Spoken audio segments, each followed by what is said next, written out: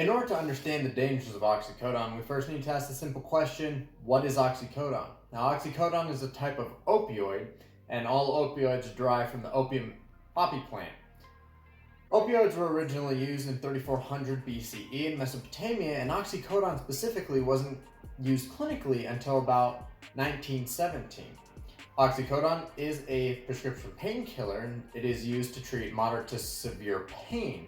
And that pain can be physical, neurogenic, psychological, and it is related to morphine, hydrocodone, as well as heroin. In this graph here that displays the comparison between the USA oxycodone consumption versus European oxycodone consumption, it's been stated that from 2001 to 2013, the annual daily dose increased from about 3 billion to 7.3 billion.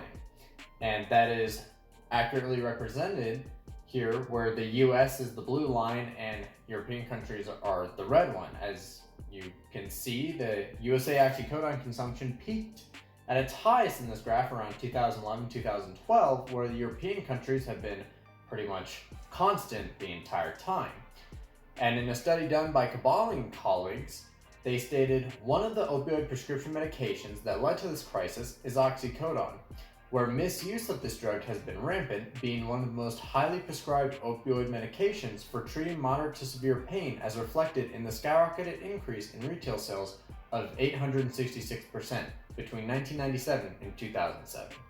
So, why is oxycodone so scary? Well, that's simply because it has a massive amount of symptoms ranging from nausea to constipation, drowsiness, all the way over to neonatal withdrawal, depression, high risk of overdose, and even death.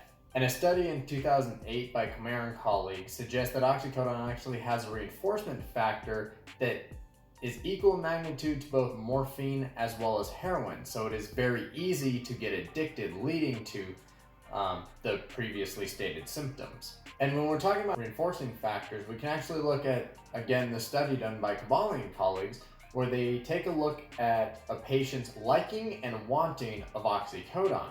And here, liking is the positive perception that one has on the drug's effects, where wanting is the desire to continue experiencing the stated factors. And in their study, they stated clinicians and researchers proposed that their preference for oxycodone over other opioid drugs may not be due to its specific analgesic properties, but to its positive subjective effects and its reduced negative effects. What this essentially means is that oxycodone warrants a high liking and wanting due to its ability to generate a euphoric feeling and to negate any negative feelings. To further expand on the idea of the therapeutic effects that oxycodone has is this graph, where here we can see that in red is the chance of which you are at risk for experiencing overdose, while the blue is when you're going to experience all the therapeutic effects. And in comparison to morphine and fentanyl and other opioids here, we see that oxycodone has a therapeutic dose from around the first hour up to the 11th hour.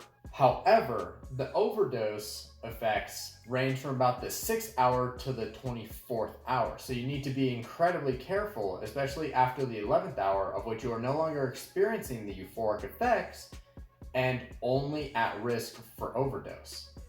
And as we all know, overdose is a very serious risk because overdose oftentimes can actually lead to death. And in 2019, there was almost 50,000 opioid-related deaths, of which about 32,000 of those were due to prescription opioids. And roughly 21.9% of patients misuse prescribed opioids for chronic pain. And all these statistics were taken from the National Institute of Drug Abuse. And all these statistics can be very appropriately depicted here in this graph.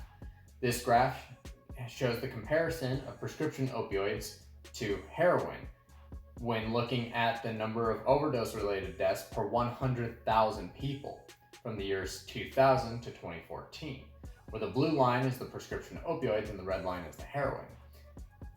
And in all 14 years, we see that the prescription opioids have overtaken heroin in the amount of deaths.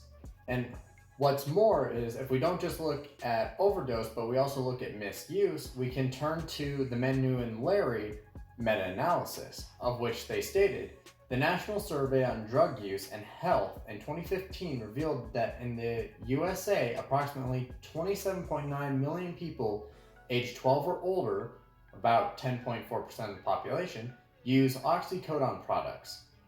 From this, 4.3 million people aged 12 or older reported misusing these products in the past year, representing 1.6% of the population aged 12 or older.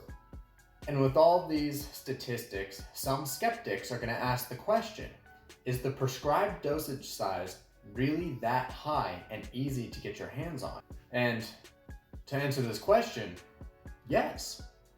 There are really no limitations when looking at the prescription size for opioids, primarily oxycodone. As we have established before, these can be used for physical, psychological, and neurogenic conditions.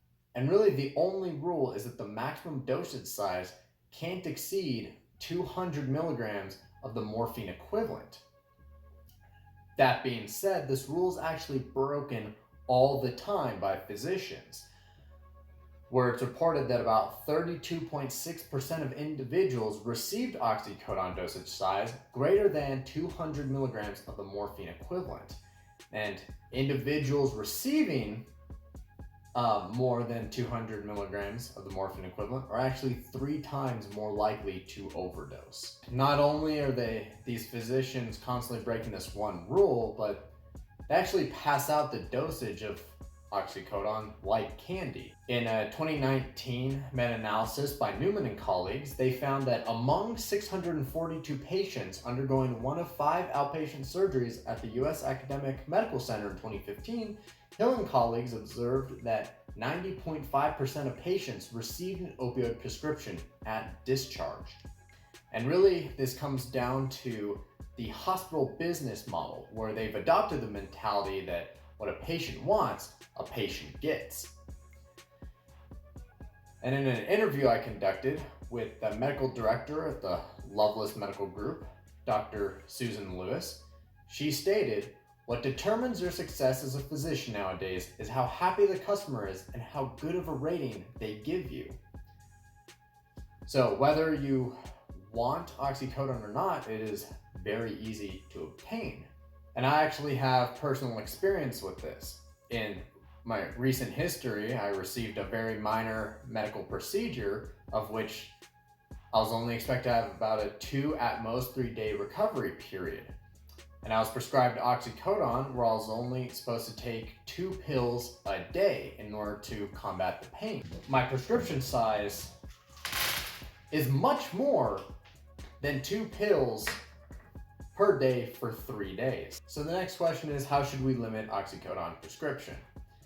And really it comes down to 3 things. Personally, I think that we should educate and make physicians more responsible for both reducing the amount of prescription oxycodone given to people, as well as reducing the size of the dosage, going with the less is more mentality and only prescribing more if patients truly need it. Also, another option is to alternate oxycodone with another painkiller. That way you're not subjecting yourself to the high risk of overdose and you're able to wean off of the addictive effects. The last and final one is that we actually redirect our focus away from the hospital business model and onto something else. That being said, I don't quite know what that would look like. And really it comes down to just society built on the fact that we've used opioids for a very, very long time and is very ingrained in our culture.